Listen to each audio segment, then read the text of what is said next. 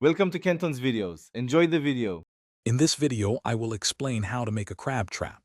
We will start by gathering all the necessary materials for your project. You'll need galvanized wire mesh, ideally with 1-inch by 2-inch openings, and a strong frame material such as rebar or heavy gauge wire. Don't forget essential tools like hog ring pliers and wire cutters. Having these items ready ensures a smooth building process from the very beginning. Next, let's focus on assembling the main frame of your crab trap. Begin by cutting 6 pieces of your galvanized wire mesh to form the top, bottom, and 4 sides of your desired trap size, perhaps 24 inches by 24 inches by 12 inches. Carefully form these panels into a rectangular or square box.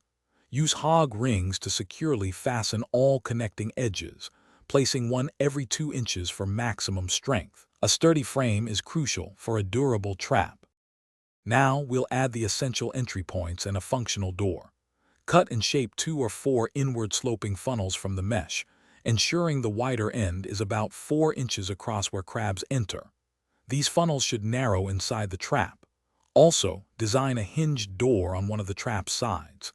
This door, perhaps 6 inches by 8 inches, allows for easy placement of bait and removal of your catch. Secure it with a simple, reliable latch. Finally, let's prepare your trap for deployment. Securely attach a bait container, filled with your chosen bait, inside the trap center.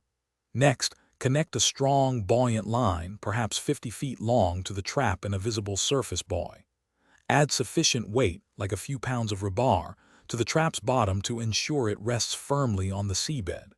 Your crab trap is now ready to be deployed in promising crabbing locations, awaiting a delicious catch. Thanks for watching. Consider subscribing if we helped you.